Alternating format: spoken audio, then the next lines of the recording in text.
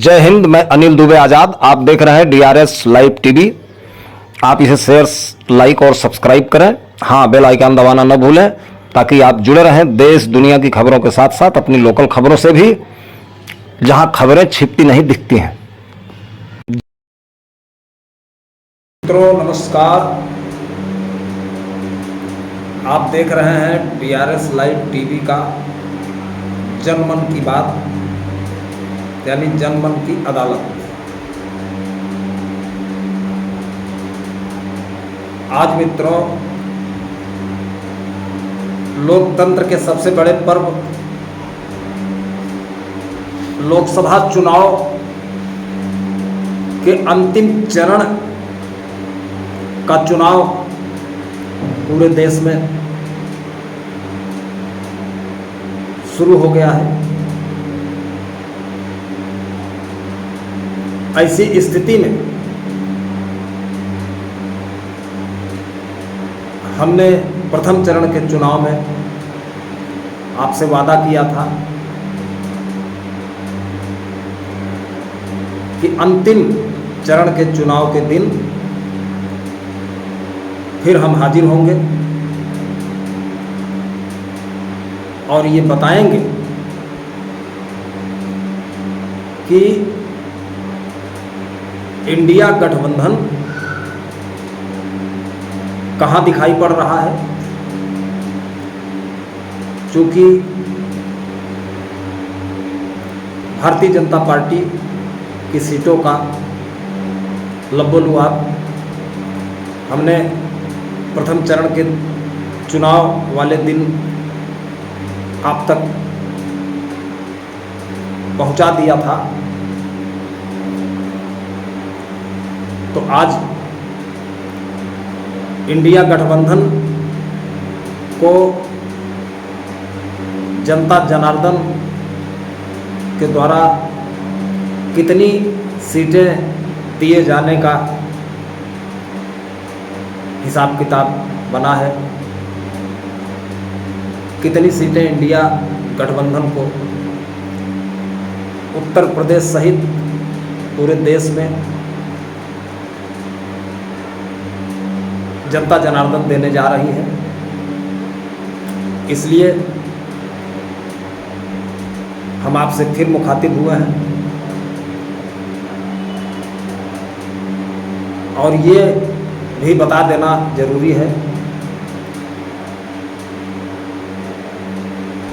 कि यह हमारा अनुमान अनुभव पर आधारित, कुछ लोग इसे भविष्यवाणी भी कह सकते हैं, कुछ लोग अनुमान कह सकते हैं, तीर तुक्का, जो भी शब्द आप कह सकते हैं, हमें कोई ऐतराज नहीं है। किंतु काफ़ी परिश्रम और तमाम अपने सूत्रों से जानकारी के बाद मुझे जो महसूस हुआ, जो मुझे लगा, वो हम आप के समक्ष प्रस्तुत है। और यह भी जानना जरूरी है कि देश 10 वर्षों से जिस जुमलों की आग में झुलस रहा है,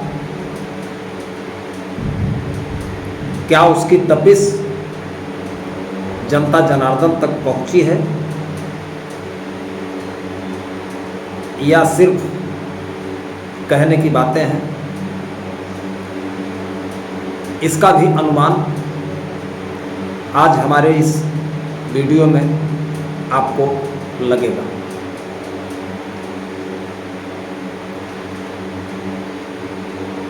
और साथ में ही यह बता देना बहुत ज़रूरी है कि फर्स्ट टाइम वोटर जो पहली बार वोट देंगे इस बार लोकसभा के चुनाव में, या कुछ विधानसभा के फर्स्ट टाइम वोटर जो रहे हैं, उनको भी लिया जाए तो उनके विषय में हम कहना चाहेंगे कि उनकी बहुत ही महत्वपूर्ण भूमिका है, जिसका अंडर करंट लग रहा है। और यदि first time voter, second time voter के अंडर करंट को अगर समझा जाए और वह करंट वास्तव में करंट हुआ, जिसको कि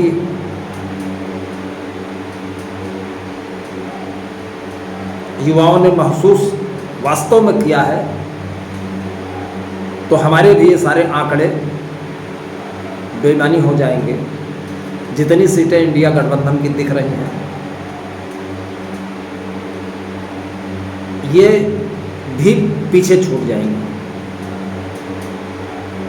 जिन स्टेट में जो सीटें हमारे आकलन में आई हैं, उसमें और इंडिया गठबंधन की सीटों में इजाफा होना ही होना है। खैर, हम प्रस्तुत करते हैं आज लोकसभा चुनाव के आखिरी चरण के मतदान शुरू होने के अवसर पर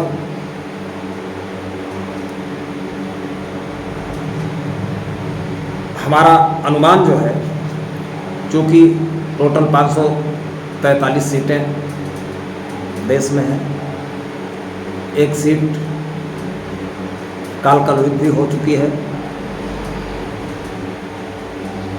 जिसे आप कह सकते हैं कि छीन ली गई है, तो 542 की बात करना ही उचित होगा। तो आइए हम ले चलते हैं सिलसिलेवार आपको। सबसे पहले आंध्र प्रदेश। आंध्र प्रदेश में कुल 25 सीटें हैं, जिसमें 23 सीटें इंडिया गठबंधन को मिलने जा रही हैं। अरुणाचल प्रदेश में 2 सीटें हैं, जिसमें 1 सीट इंडिया गठबंधन के खाते में जा रही है।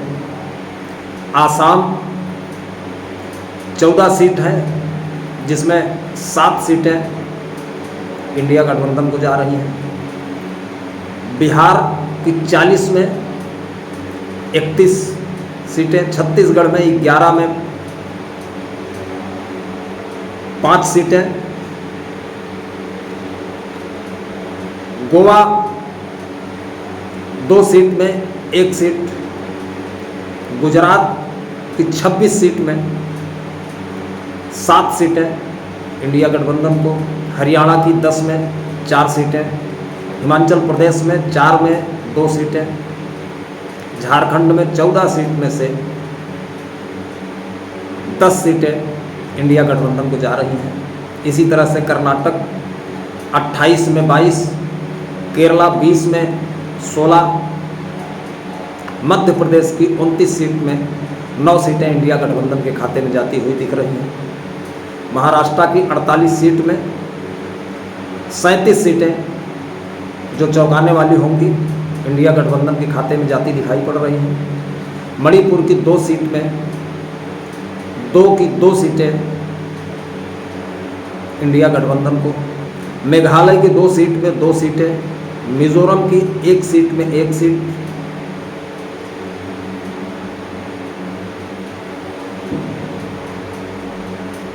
उड़ीसा में 21 में से 15 सीट, राजस्थान की 25 सीट में से 9 सीटें, सिक्किम की 1 सीट इंडिया गठबंधन के खाते में जाती दिखाई पड़ रही है। तमिलनाडु की 39 सीट में से 35, जी हाँ 35 सीटें इंडिया गठबंधन को जाती दिखाई पड़ रही हैं। तेलंगाना की 17 में 12 सीट, त्रिपुरा की 2 में इंडिया गठबंधन को 1 भी सीट जाती नहीं दिखाई पड़ रही है।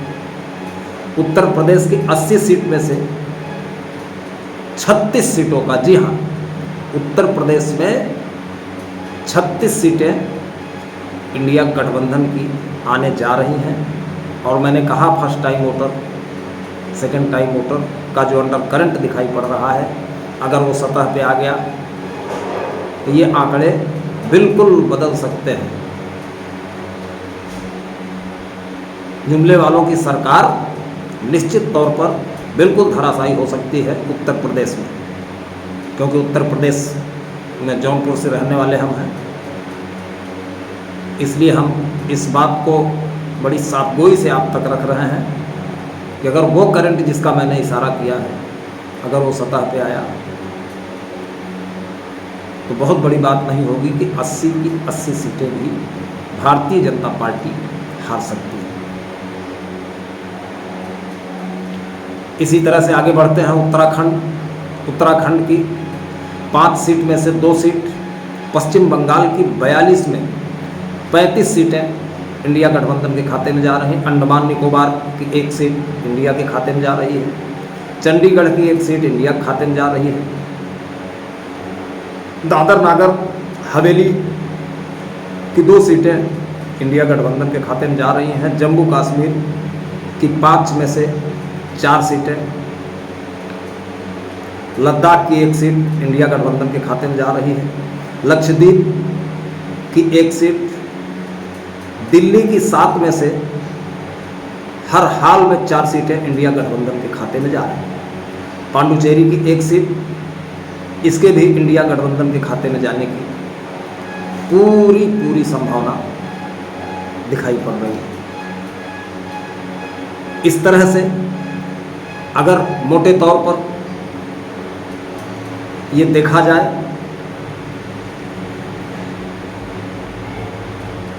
तो इंडिया गठबंधन के खाते में 325 सीटें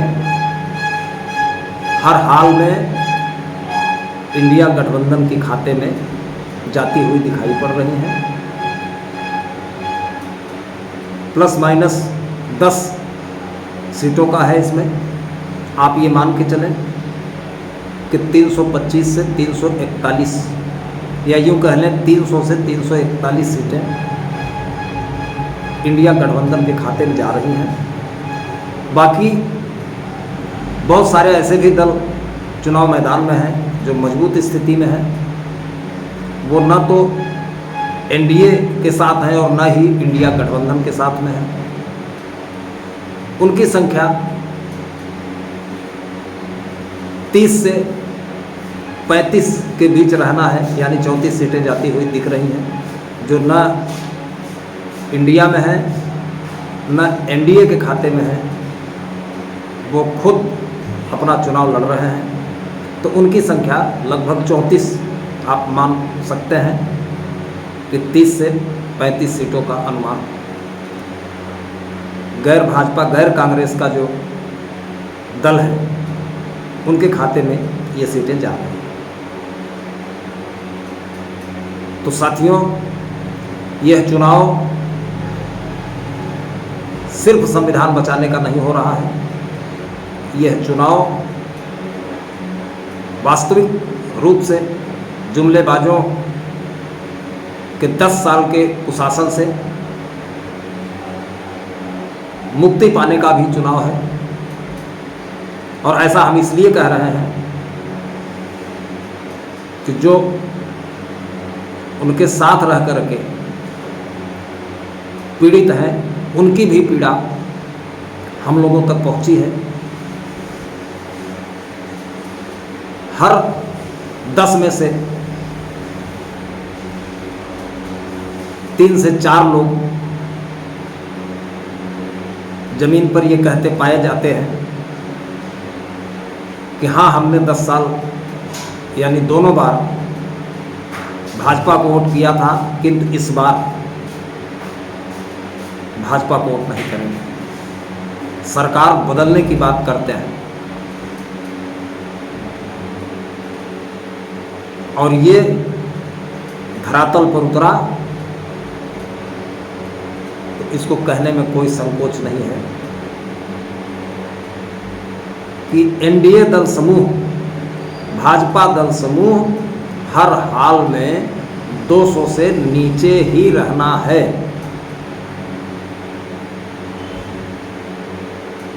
और ख़ास करके यूपी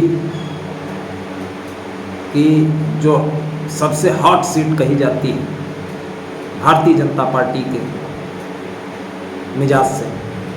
वाराणसी, प्रयाग, अयोध्या, आश्चर्य नहीं होगा कि ये तीनों सीटें इनकी हारती हुई दिखाई पड़ रही हैं।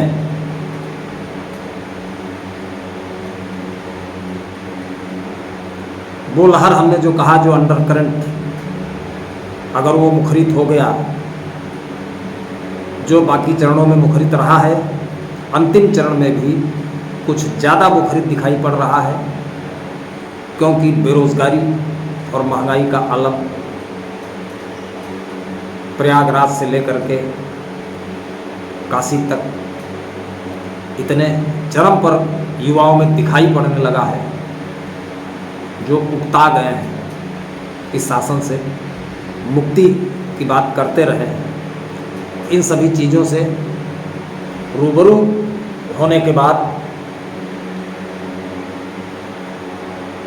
जो हमें महसूस हुआ, आज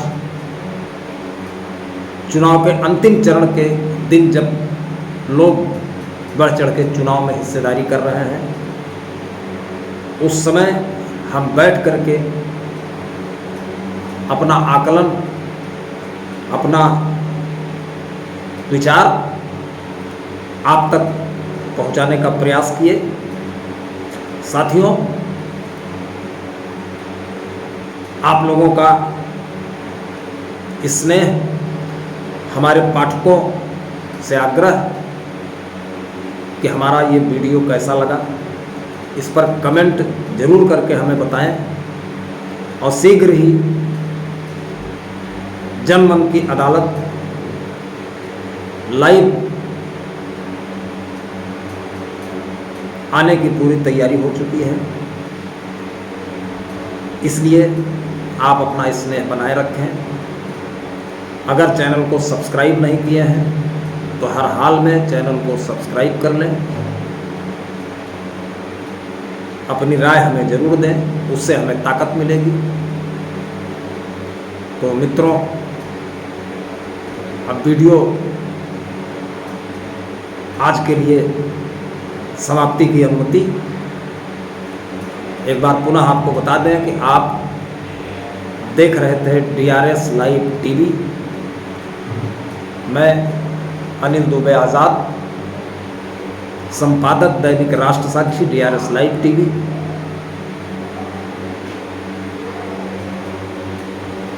चलते चलते एक बार पुनः निवेदन कि थोड़ा सा प्रयास करके ये वीडियो कैसा लगा, इस पर अपनी राय कमेंट में ज़रूर दें। जय हिंद, जय भारत, जय संविधान।